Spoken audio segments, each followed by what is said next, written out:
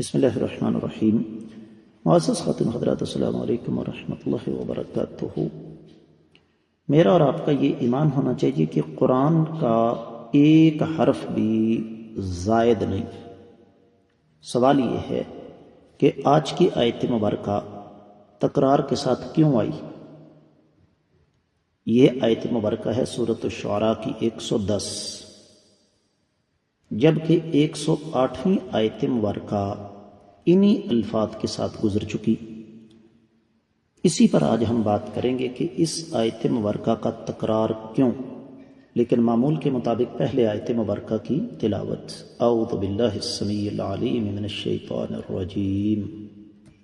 فاتقوا اللہ وأطیعون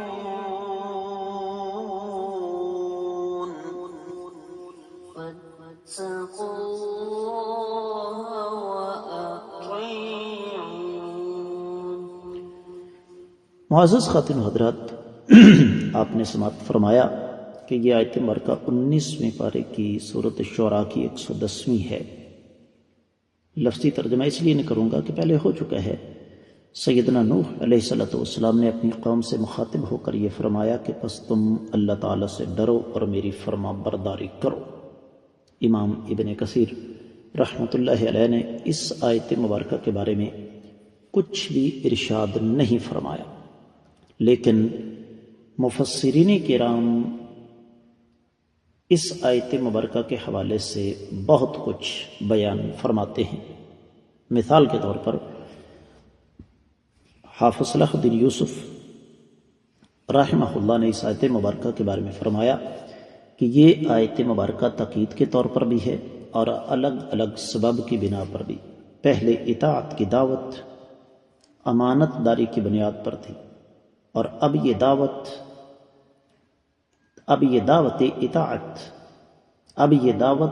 اطاعت عدم طمع کی وجہ سے ہے۔ کیا مطلب ہے اس بات کا؟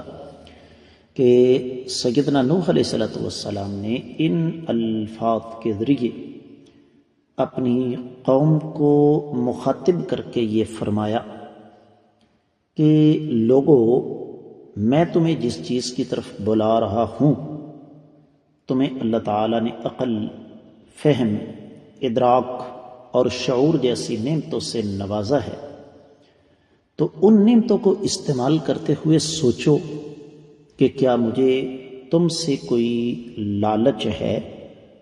یقینی طور پر نہیں۔ پھر میں تمہیں اس راستے کی طرف کیوں بلا رہا ہوں؟ اس کا مطلب یہ ہوا کہ معاملہ کچھ اور ہے۔ یہی وجہ ہے کہ شیخ ابن عثیمین رحمہ اللہ کے استاد شیخ سعدی اپنی تفسیر الکریم الرحمن میں لکھتے ہیں کہ اس کی ایک اور بڑی وجہ تھی۔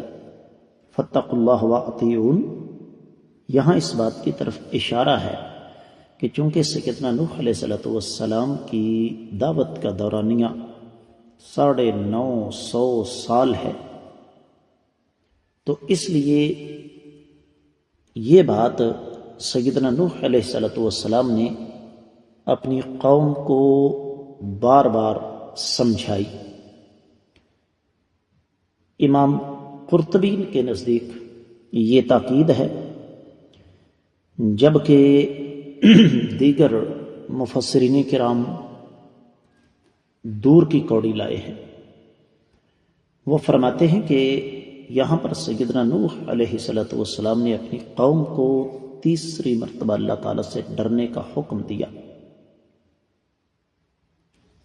کیونکہ سیدنا نوح علیہ السلام کی دعوت رات دن خفیہ اور اعلانیہ تھی، تو طے شدہ بات ہے کہ اس دوران پھر نصیحت اس کو بار بار کیا جاتا ہے، جس کا معنی ہے کہ اللہ تعالیٰ کی گرفت سے ڈرو، اللہ تعالیٰ کی احکامات کی پابندی کرو، جن چیزوں سے اللہ نے منع کیا ان سے باز آ جاؤ۔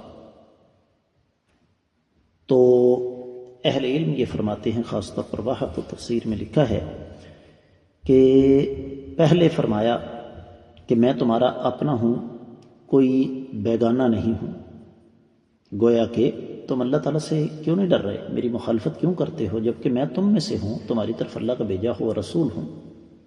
اور یہ 106 آیت مبارکہ میں ذکر ہوا۔ پھر فرمایا کہ میں اللہ تعالیٰ کی طرف سے بھیجا ہوا ایک رسول ہوں اور امانت دار ہوں، میں کبھی بھی اپنی طرف سے تمہیں کوئی چیز دین بنا کر پیش نہیں کر سکتا۔ یہ دوسرا موقع ہے 108ویں آیت مبارکہ۔ اور پھر فرمایا کہ فاتقوا اللہ واطیعون، کہ لوگوں اللہ تعالیٰ کی عطا کردہ عقل، فہم، ادراک اور شعور کو استعمال کرو، مجھے تم سے کوئی لالچ نہیں ہے، بلکہ میں تمہارا دلی طور پر ہمدرد ہوں۔ تو وہاں تو تفسیر میں لکھا فَيَكُونُ نُوحٌ قَدْ افتتح دعوته لقومه بأمره لهم بتقوى اللہ۔ سیدنا نوح علیہ السلام نے اپنی قوم کی دعوت کا آغاز انہی الفاظ کے ساتھ کیا کہ لوگوں اللہ تعالیٰ سے ڈرو۔ پھر فرمایا کہ میری اصل ذمہ داری رب کائنات کی امانت کو تم تک صحیح صحیح پہنچانا ہے۔ پھر فرمایا کہ مجھے کوئی لالچ نہیں ہے، اس لیے تم میری اس سچی دعوت کو قبول کر لو اور اللہ تعالیٰ سے ڈرتے رہو۔ تو یہ جو تکرار ہے یہ ترغیب و ترہیب کا اسلوب ہے، یہ اہل علم نے اس کی وضاحت فرما دی۔ اور پھر اسی حوالے سے تفسیر روح البیان میں لکھا ہے کہ یہ فا یہاں ترتیب کے لیے ہے، اور یہ تکرار تاکید کے لیے بھی ہے، تنبیہ کے لیے بھی ہے، اور اس کے لیے پھر اہل علم یہ مثال دیتے ہیں کہ اگرچہ اللہ تعالیٰ ان مثالوں سے بہت بلند و برتر ہیں، لیکن سمجھانے کے لیے ایک مثال دی ہے کہ باپ اپنے بیٹے سے کہے تم میری نافرمانی کرتے ہوئے اللہ تعالیٰ سے ڈرتے نہیں جبکہ میں نے تمہاری چھوٹی عمر میں تربیت کی، کیا تم اللہ تعالیٰ سے ڈرتے نہیں کہ تم میری نافرمانی کر رہے ہو جبکہ میں نے تمہیں قدم قدم پر ایک ایک چیز سکھائی، اور کیا تم میری نافرمانی کرتے ہوئے اللہ تعالیٰ سے ڈرتے نہیں کہ میں نے آج تک تمہیں اپنا دوست سمجھا۔ تو اہل علم یہ فرماتے ہیں کہ یہ وہ اسلوب ہے، اور یہ الفاظ 5 موقع پر موجود ہیں۔ سیدنا نوح علیہ السلام کی داستان، سیدنا ہود، سیدنا صالح، سیدنا لوط اور سیدنا شعیب علیہ السلام کی داستان،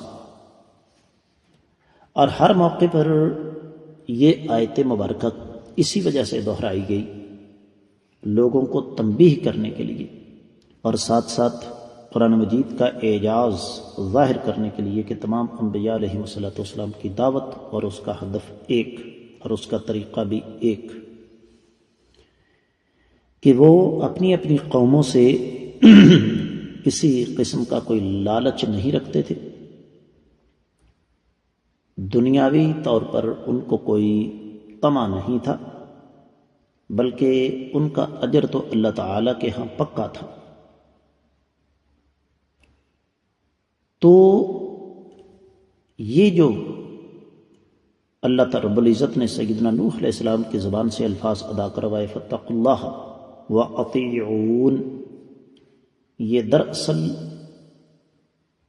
کائنات کے ہر مسئلے کی اساس اور بنیاد ہے۔ یہاں سے پتہ چلتا ہے کہ تمام انبیاء علیہ السلام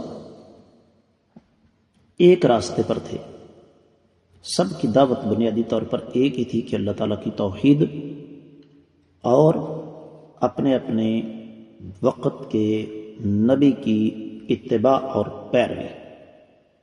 اب قوم نے کیا جواب دیا، یہ ہمارا آنے والا سبق ہے، اس پر انشاءاللہ ہم آنے والے سبق میں بات کریں گے۔ اس کے ساتھ ہی آج کے سبق سے اجازت چاہوں گا۔ السلام علیکم ورحمۃ اللہ وبرکاتہ۔